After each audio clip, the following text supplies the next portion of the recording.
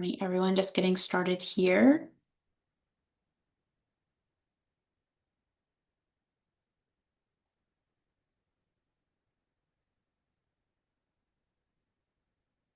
Perfect. All right. Good afternoon, everybody. Thank you so much for attending the second day of the Gale Conference. My name is Harley Rogers, and I am going to be the moderator for today's session. Before we begin, I have a couple of reminders. We have a code of conduct that we will all adhere to for this conference, and I will post the link to that in the chat here. And just one second.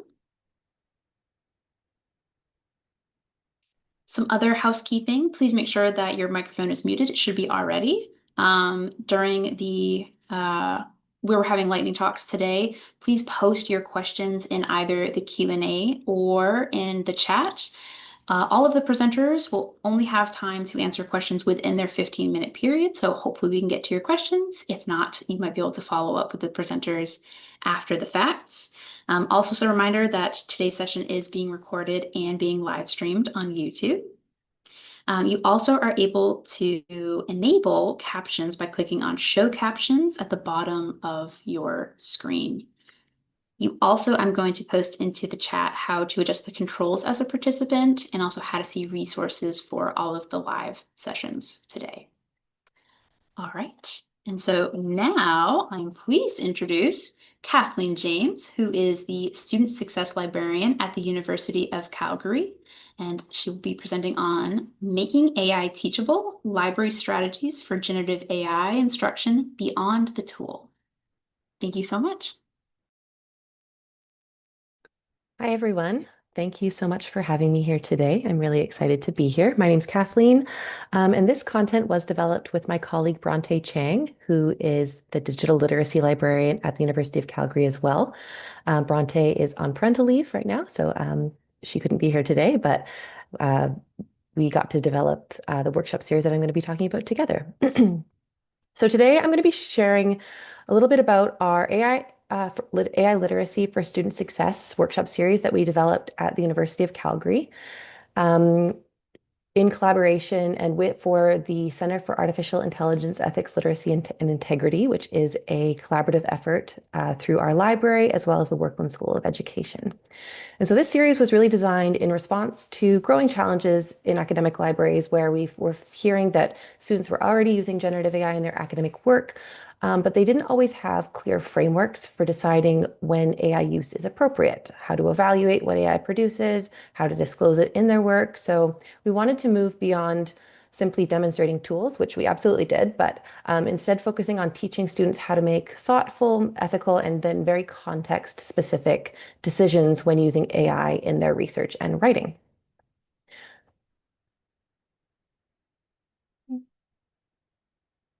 There we go. So what were you thinking of? So the starting point for this work was the recognition that AI is no longer hypothetical for students. Many students were already using AI for things, as you probably know, brainstorming, clarifying concepts, summarizing information, drafting, exploring research ideas, to name a few. But use doesn't necessarily equal understanding. So many students know how to enter a prompt to generate a response, but may be still uncertain about whether the output is reliable, whether using AI is appropriate for that particular assignment, how to explain its role in their work.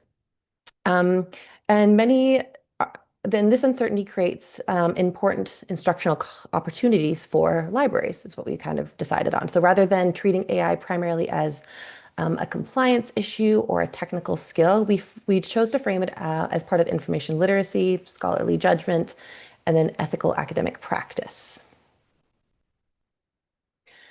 So we are thinking of limitations of tool-focused instruction. So thinking about orientation style AI instruction has value, especially when learners are encountering these tools for the first time. These demonstrations can introduce vocabulary, it can show basic functionality, it can lower barriers to entry, absolutely. But they also have limits. So when librarian chooses a tool, writes a prompt, interprets the output, explains the risk, students may observe the process without actually practicing the judgment involved in that. So the next phase of library AI instruction, we thought could move beyond showing what AI can do towards helping students practice how scholars decide whether, when, and how to use it. So that means the instruction needs to create space for that kind of decision-making reflection, verification, and the accountability aspect. So moving from AI literacy to AI competency, we thought that the distinction between literacy and competency gave a useful way to frame the workshop series for us. Literacy focused on awareness, where what generative AI is, what it can do, the limitations, the ethical concerns it raises, and that foundation being absolutely necessary. But the competency aspect we thought might go a bit further. So it could ask students when students can apply that awareness to academic situations, very specific academic situations. Can they decide whether AI use is appropriate for a specific task? Can they explain their reasoning? Can they verify the outputs? Can they document or disclose AI assistance transparently? So these are not the advanced technical skills, but they're kind of focusing on scholarly habits. So in many ways, they overlap with the longstanding library instruction goals, evaluating information, understanding authority, tracing claims, making ethical use of sources, and then communicating that transparently. So with all this in mind, our instructional response was to develop a three-part workshop series called AI Literacy for Student Success. So this series was designed as a scaffolded pathway where each workshop could stand alone, but together they moved participants through a progression from the foundational understanding to research application to writing and then accountability. So the first workshop series, Academic AI Fundamentals, it really focused on AI outputs, how they were generated, why they need to be evaluated, how students might decide whether AI use is appropriate in academic contexts. The second workshop, AI in Research, Smarter Strategies for Literature Reviews, was focused on research workflows. So we chose to explore how AI might support topic development, keyword generation, early exploration, while emphasizing the need to compare AI-generated material with scholarly sources and library databases, if possible. The third workshop, AI and writing, citations, attributions, and transparency, we focused on responsible incorporation of AI in writing. So that included citation, disclosure, attribution, and then intellectual ownership. So in this scaffolded workshop, the sequence of the workshops did matter. The first stage, we were really focused on awareness. So before students could use AI responsibly, they need to understand that AI-generated outputs are not neutral, authoritative, or automatically accurate. They need to recognize hallucinations, bias, missing context, and then crucially, the importance of human judgment in using these tools. So with that in mind, the second stage was the application. So once students understood those limits, they can begin asking where AI might fit into academic research workflows. For example, again, thinking about ways to use it in brainstorming context, generating possible search terms, but still those outputs need to be tested against academic databases and other credible sources. And then moving to the third stage, which was accountability. So if students using AI in writing or knowledge production, they need to be able to explain what they used it for, why they used it, how they undertook it responsibly for their final work when appropriate. And so the final movement was not just from beginner to expert tool user, I guess, but it was from kind of that awareness piece to the applied judgment to responsible scholarly practice. So our instructional design. The first instructional principle, it began with decisions rather than tools. So in many AI workshops, the structure starts with tool demonstration, platform response, but the goal for us was competency. So we needed to start earlier in the process. So before opening a tool, we asked the students to consider whether AI use is appropriate at all. This can be done through short scenarios, which is what we chose. For example, thinking about giving scenarios in these workshops where a student wants to use AI to brainstorm keywords for a research topic. Another wants to upload interview transcripts. Another wants to use AI to rewrite an essay paragraph. Another wants to help understanding of a difficult article. So thinking about ways we could incorporate those different scenarios that students might actually experience in their day-to-day life is what we chose to focus on. So for each scenario, thinking about ways to create ethical, privacy, academic integrity, and then learning considerations. So the point was not always to arrive at a correct answer. We actually never really arrived at a perfect correct answer, is what we kind of found. We had a lot of really good discussions in these workshops, but the point we thought was to make the reasoning visible. And we thought it worked out really well. So the students we got them to practice explaining their decision in relation to the task, the course expectations, the data that was involved, then their responsibility in their final work.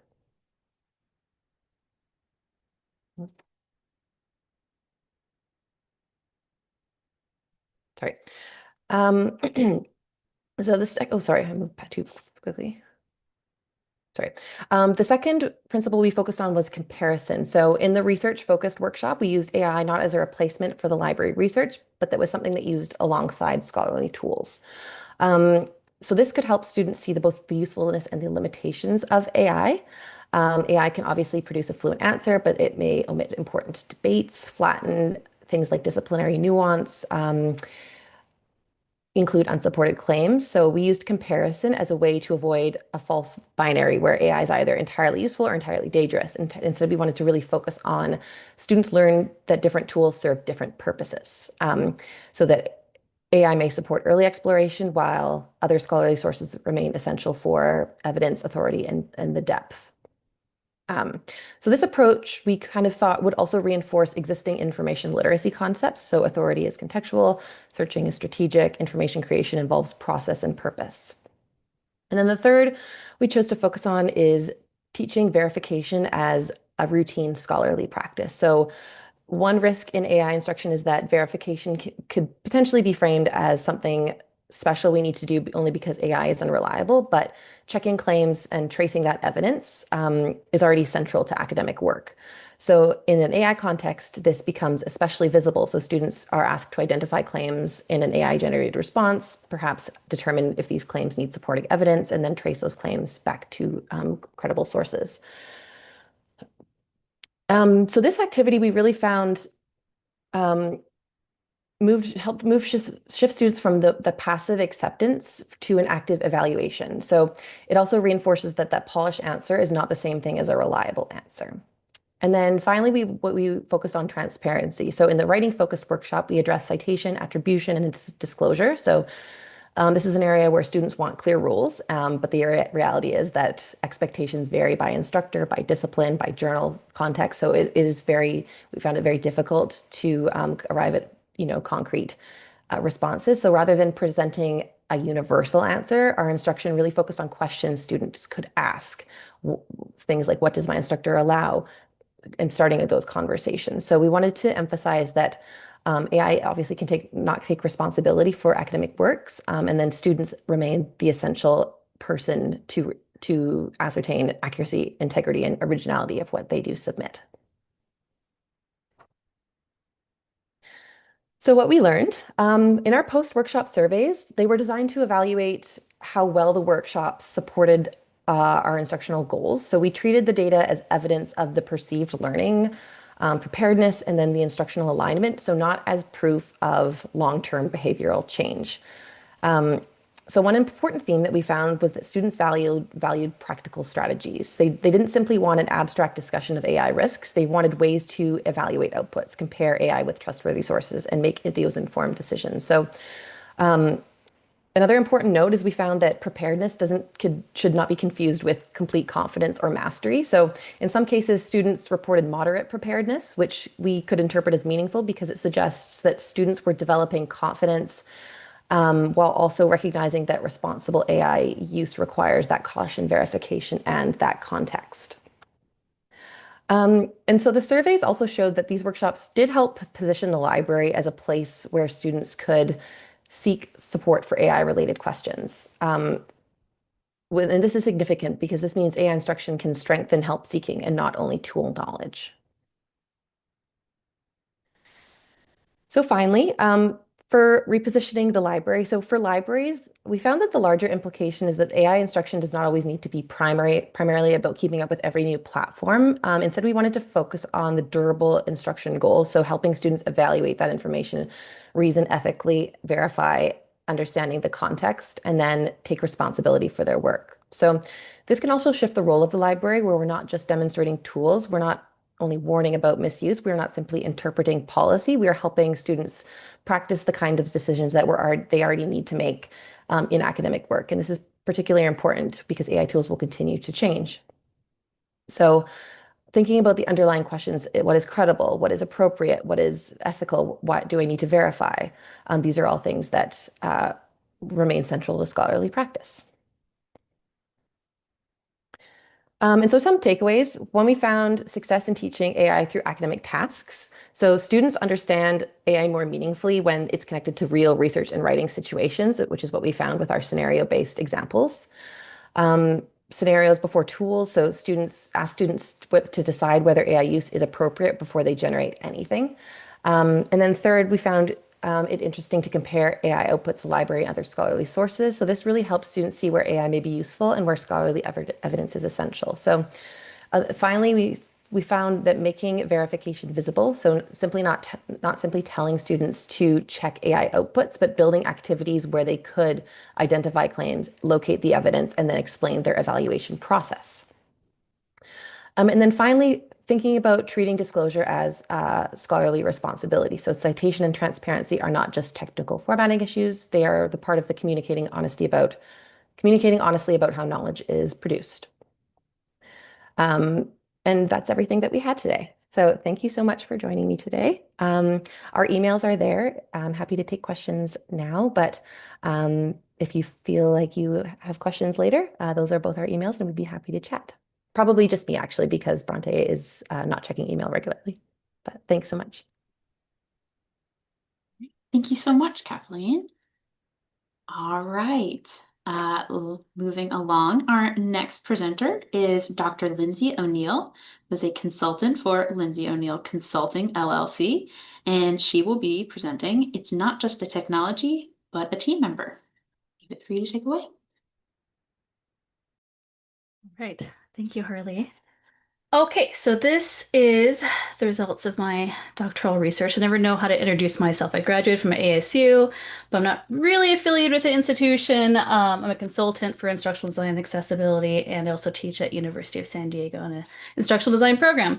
So I recently graduated with my doctorate in education. This was the title of my dissertation. I looked at generative AI use for Doctor of Education students. So obviously this is a very specific population, but I thought some of the takeaways were pretty interesting and may be applicable to other groups as well. All right. So being a once and future librarian, I have a background as an academic librarian. I was always really interested in how students were treating generative AI as another information tool. Like, I wanted to know what their information behavior was related to this tool because they were using it as part of their academic work. And I was really struck by the meta literacy model that grew out of information literacy. What I liked about it is that it expands information literacy to dispositions, to domains of behavior and knowledge, and it's meant to encompass other literacy. So it turns information literacy into more of an umbrella where other tools and other platforms like social media come under the umbrella of information literacy, which made a lot of sense to me. And so I felt like generative AI was a natural fit to fall under this umbrella. And I was particularly interested in not just how students are using generative AI, but exploring what they thought and felt and what they were doing through these four domains: metacognitive, cognitive, behavioral, and affective. So in very particular, this was the conceptual framework that I used to construct my research design. And it was a really interesting exploratory study that I did. So, in brief, I recruited through surveys, and out of those survey respondents, I conducted 4 focus groups. I collected specifically from Doctor of Education programs across North America, including a couple of social media groups. I had 190 total students. They're currently enrolled respond to the survey. Out of those, I had 20 participate in one of 4 focus groups. So I had a in-depth survey with 23 items that collected both quantitative and qualitative information, and we went deeper into the qualitative into the focus groups. So The limitations, of course, are that these students are very education focused already. They are education professionals for the most part, and they likely self-selected into the survey because of their interest in AI. All right, I've got three main findings that I want to share and then some implications. I thought it was really interesting the way that these students talked about the roles that AI played for them without my prompting, without the survey or the focus group. They talked about the anthropomorphization that they were doing of AI. The three bolded items here, tutor, thought partner, and editor, those were the three most mentioned roles that AI played for them. They also said it was a colleague, sounding board, team member, critical friend, fourth committee member. It was playing not just an informational role, but very much an emotional support role, or maybe an administrative role. I ended up classifying the responses and how they were using it into two levels, like a higher level, like a friend, confidant, coach, tutor, or lower level, like it's just editing, it's just brainstorming, it's just, something lower level, more administrative tasks. What was interesting about this particular population is that, again, without my prompting, I was asking how they felt about this technology and how they used it. They talked about how they chose to use it or refrain from using it based on their values. So their values were ownership and originality, authentic voice, expertise. And what I found was that these values were related to their scholarly identities. Again, these are doctoral students, they work in education, they're educators. It's probably no surprise that in a doctoral program, they are identifying as scholars. But a unique feature to these Doctor of Education programs that they're enrolled in was that that's one of the program outcomes is to create scholarly practitioners. And I thought it was really interesting that students from across the spectrum of the 3 or 4 years of their wherever they were, their doctoral programs, they were naming these values and saying, I use it according to how I see myself and what my values are. And that was significant to me because I think that we'll talk more about this in a moment. Potentially, you might be able to shape behavior by having folks reflect on their own values or have them shape their own behavior based on what their values are. At the same time, there was definitely an indirect resistance to transparency that I spotted through their responses. They claimed, I don't know how, I don't know when to acknowledge generative AI, even if there's a specific syllabus policy. Or they would say, I don't have to acknowledge it if I used it as I would a person. People said, well, if I would go to the Writing Center, I wouldn't cite the Writing Center. So if I'm just using generative AI to help polish my writing, why would I cite it? And I thought that was really interesting. And that did read as an indirect resistance to transparency, especially when coupled with the fact that a lot of students, and I include this on my slide here, a lot of students said that there was a stigma attached to generative AI use. Again, think doctoral level, think educator. We're all in our day-to-day job saying, don't use AI, use it this way. Well, I don't really want to tell you if I'm using it. I don't know what you're going to think about what I'm doing. And that was a really interesting tension that came through the data. Now, the big outcome of this that I thought was really interesting is that these students, and I have a whole model that I developed as part of my dissertation, because these students were turning to AI first and they're turning to it to play roles that normally people might play for them, whether that was a writing tutor, whether that was an academic success coach, whether that was their own dissertation chair or a mentor, they're turning to AI first instead of turning to a person. So ultimately, what's happening here is that anytime a student turns in their work now to a teacher, to their dissertation chair, to whoever, it's already gone through the filter of AI, most likely. And so that means that what's happening is that these faculty-student relationships are being reshaped. My dissertation chair, he referred to this as being like a ghost in the room. You get this work from students, and you say, why did you approach it this way? Like, what is this part of your text trying to do here? And they may or may not have not formally acknowledged AI or the extent to which they used AI. And so that does reshape relationships. All of a sudden, you're not really trusting your students' work anymore, and these students potentially aren't trusting their faculty to be able to view their work unfiltered. So the implications of this, and I'm going to probably finish very quickly here, is that turning back to the meta literacy domains, metacognitive, cognitive, behavioral, and affective, once again, those really struck me as significant. It's not just about behavior, it's about how these students feel. Why are they turning to AI first? What roles is it playing for them? What emotional support is it playing for them? It's also about their metacognitive skills. Are they able to do high level strategizing to conduct their research, to get their work done? Are they able to think about the appropriate situations to use it or not to use it? So, beyond AI training on tools or when to acknowledge or not to acknowledge, I'd really like to see training that does address these higher level things. What are the larger ethics? What are your values? You could have students write out their values and say, okay, because these are your values, how are you using AI according to these values? Or are you not? Do you want to revisit that? And that's also a metacognitive skill. So I'd like to see higher level skills addressed. I would also like to see policy be paired with really actionable guidance, again, that is value centered, very practical guidance, while also realizing that there are some higher level cognitive things happening that students are turning to when they're deciding to use AI or not. I do want to see faculty support cultivation of learner agency. And what this means is we all choose how we learn. You might attend a lecture, but you're going to be taking notes. You're going to be talking about it with peers. You might be attending a discussion group based on that lecture. You might be in an online class that doesn't have lectures. So you're learning from books, you're learning from discussions, you're learning from activities.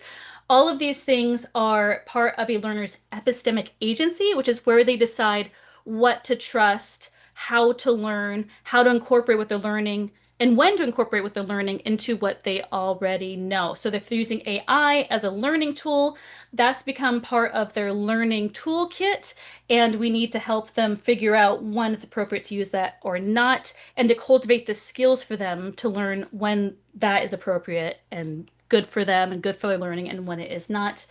And when it comes to the graduate level, I really want to see institutions be very intentional about cultivating mentoring relationships or about faculty student relationships in general. When we have this new tool of AI coming into this information ecosystem, it is another place where students are learning. Maybe they're learning things that are good, maybe they're mislearning. And this is an opportunity here to double down on the fact that we are cultivating a community of learners. I always like to tell my students, you made a choice to enter a school and a program where you're part of a community of learners. We need to build that community and build those relationships, and that also will build trust and more transparency, hopefully, as a result, for how students are learning when they are turning to AI. So I just want to see more intentionality around those relationships, which is good teaching anyways, but to me, it really brings home that we need to focus on that. Okay, I've talked too much and too fast. My slides are on my link tree. I can put these into the chat as well in just a moment. Thank you so much. Let me know what questions you have.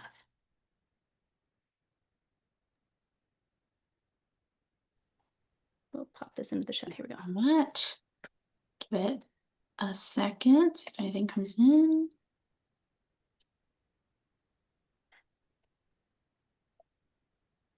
All right, well, please still submit any questions if you have them. I will go ahead and introduce our last lightning talk for today. So up next, we have Meg Grotti, who is a upper grades librarian and director of academic research at Tower Hill School. And she is joined by Dr. Jessica Douglas, who is the dean of students at Tower Hill School. And they will be presenting Centering Student Expertise to Launch a School-Wide Dialogue. Thank you all. Harley, thank you so much. I hope everyone can see the slides all right. Thank you, Harley. Well, thank you for joining us for this lightning talk. We were excited to share this program with you today because we know how difficult it can be to catalyze a meaningful conversation, both with students and faculty around AI. There's a lot of big feelings around it. There's a lot of, rough edges to the way that we're all encountering this technology in our lives. We feel that the model that we established for our sort of opening volley to these conversations is replicable, particularly in other high school settings. And it shows a lot of promise. So we hope that you find some things today that you may be able to use where you are. So Jess is going to get us started by talking a little bit about our context. Hi, thanks for having us. So our context here, we're a pre-K to 12th grade independent school. We're in the Mid-Atlantic region. Through our whole school, we serve about 830 students. The upper school for us, which is 9th through 12th grade, that's our largest division, and each grade has about 80 students, give or take 5 to 10 in each grade. We're a college preparatory school where all of our students go to college, and many of our students go to some of the most competitive colleges in the country.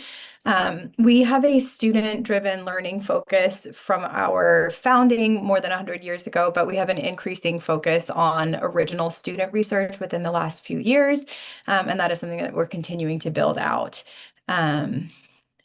Also happy to answer more questions specifically about our school and how this might look different for high school students than college, which we've talked about already in the other sessions.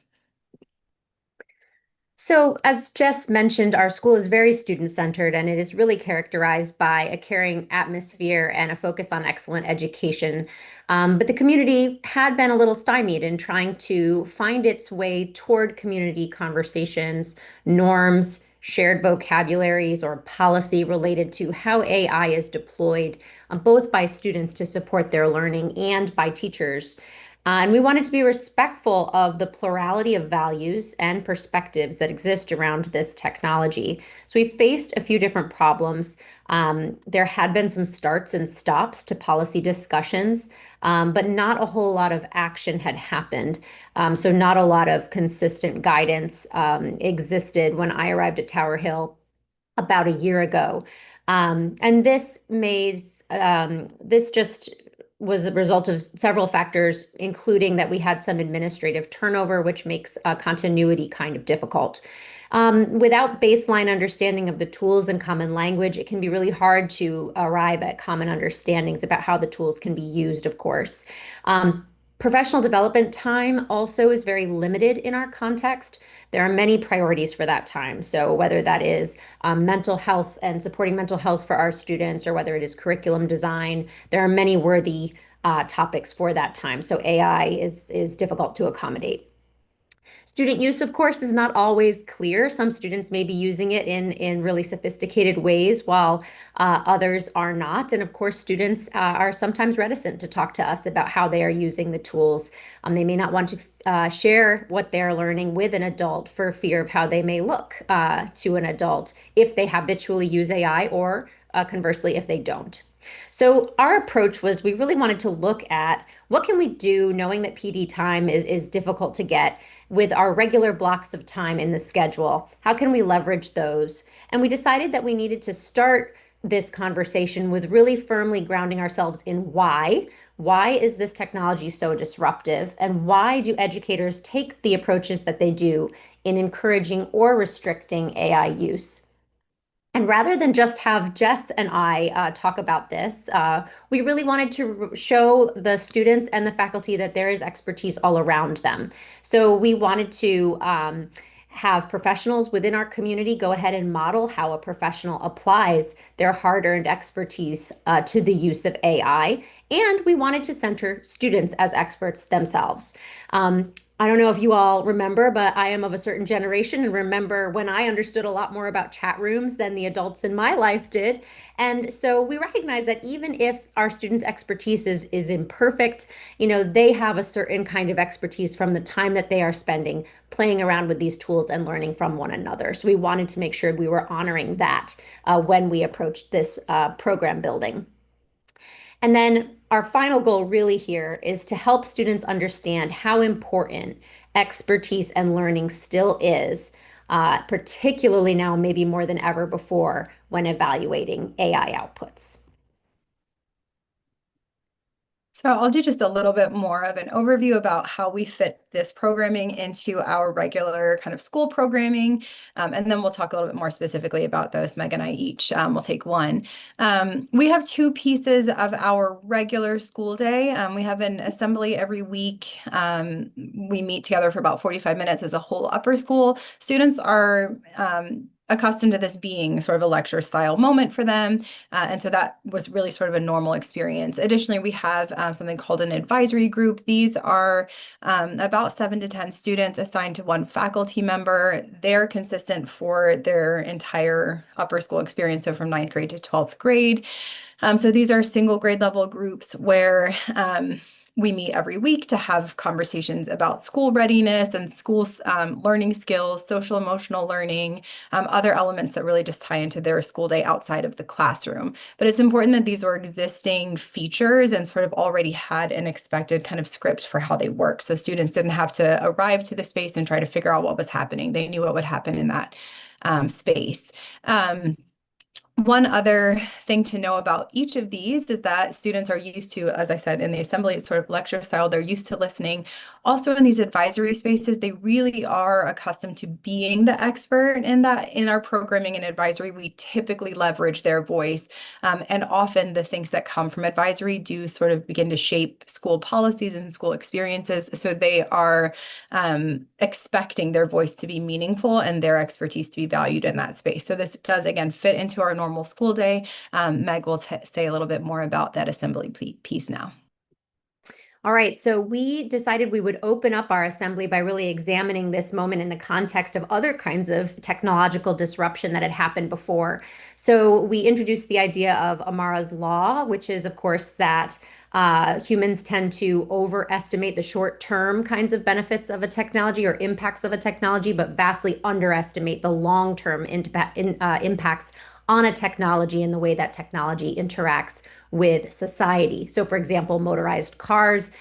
We showed this newspaper. It talks about getting rid of the inconvenience of housing a horse and dealing with the care of a horse, but doesn't really anticipate things like the growth of suburbs, interstate systems, trade, all of the things that we now take for granted. So we use several examples of this just to set the current moment, which gave us the chance to really frame the question together of what unintended consequences could AI have upon us and our world at this moment. So as Jess is known among many things as our resident psychology teacher, we passed the mic on to her for this assembly, and she introduced a few basics to the students about how we actually learn, what we know about those learning principles, why effort, repetition, struggle, friction are so important to that. Jess then invited the students to write down one thing that they are an expert in and how they became an expert. And we came back to this a little later as Jess will discuss. But they had to think about that. They had to take that moment to sort of begin to think about themselves as experts. And then finally, we shared 3 papers that had been published within about 6 months prior to the assembly that talked about what we're now discovering about how humans are interacting with AI now. We had experts from our own community kind of critique this research and react to it. So a chemistry teacher looked at a paper showing how AI introduces bias into science examples if a gendered name or pronoun is used in the prompt. The school nurse also talked about how bias can enter into AI summarized health case notes and talked about how then she would have to go about evaluating her use and those outputs based on her expertise and the very real world consequences that could come from not being expert enough to really be a strong evaluator of that.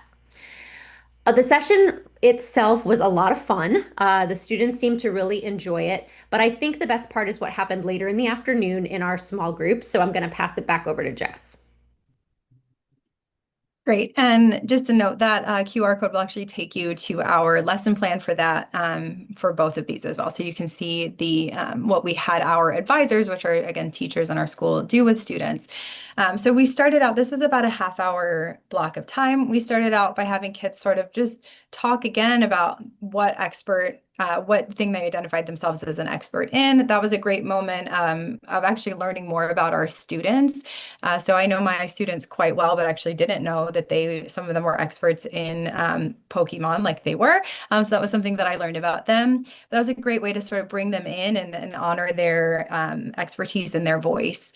Uh, we also had then students ask, we had them get onto some type of AI. I think that we directed them to either Gemini or ChatGPT if they didn't have something they already used, and had them ask questions of whichever AI they were using to see what would come back to them.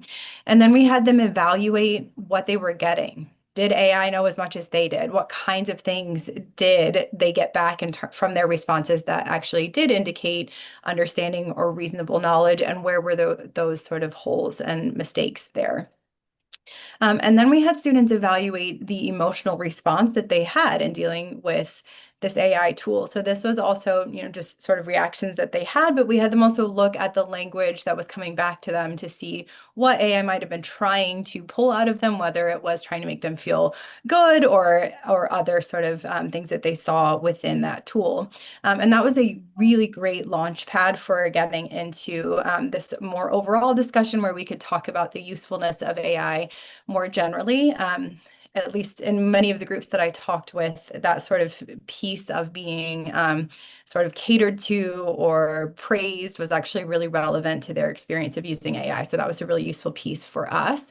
Um, we also found that because we were in these groups that were already sort of built as trusting environments where everyone was comfortable with each other and also was not an academic context. So this was not a teacher, this was a different set of folks. We did get a lot of things from kids about what they were actually using AI for, what questions they really had. And so having this space where they could start out as experts, work through an activity together, and then really dive into a conversation that wasn't going to be tied to anything evaluative, turned out to be really productive for both what they could sort of talk through and also the information that we gained from them as educators. I'll just quickly add that, when we mentioned, think of something you're expert in, we went ahead and said we're not necessarily talking about something that's really academic, right? So, Jess and I shared some of our favorite hobbies. Some of our students came up with things, as Jess said, like Pokemon or a celebrity crush or a TV show that they know a ton about. So just meeting students where they are and then letting them kind of celebrate the things that they love and care about also added an important motivational factor, I think, to the exploration that they then did in the small groups. So what's happened since we did this, and how do we know that we really made some good effort in getting this kind of conversation within our community started? So after our January AI assembly and activity, we then had the opportunity to run through some focus groups grade by grade with students. I went ahead and did that as the librarian, as I am not grading the students. And that, again, let us be in that kind of environment where we're just exploring and learning together. This is not evaluative. And that really focused on things like, how are you using it for your regular life now? How are you using it academically? How do you feel about teacher uses of AI? Where are you seeing that happen? And we also really looked at that question of, what do you expect from your education right now, knowing that AI is part of the world? What do you feel is really important? We were then able to bring those results to the faculty, who were also, of course, part of this whole assembly and those small group discussions. So that foundation had been built, and which really helped us see where some cognitive offloading is happening with our students. And conversely, what our students want to avoid, which is basically cognitive outsourcing. They want to be building those strong minds. They really care about this. They recognize that expertise is important. Some common practices around AI transparency and AI use for our teachers were then mandated based in part on the feedback that we got from our students during those focus groups. And then now we are looking more at additional professional development workshops that have been offered where teachers take the same kind of play and learn together kind of approach that our students have done in learning about these tools. And we are starting to work this summer on a policy. So that students will then weigh in on and provide feedback to alongside the faculty, again, bringing us full circle to that community of learners and scholars as it relates to this new technology, because we want to invite our students to build this world together and avoid those unexpected or unwanted outcomes of AI. So thank you very much. Here are the 2 QR codes to both the assembly slides that we used, so you can see those research studies that we used, etc., and the advisory small group lesson plan. Thank you so much. Thank you. And thank you to all of our speakers today. That was all really interesting to hear about. All right. I don't see any questions, so I will go ahead and end the stream now. Thank you guys again.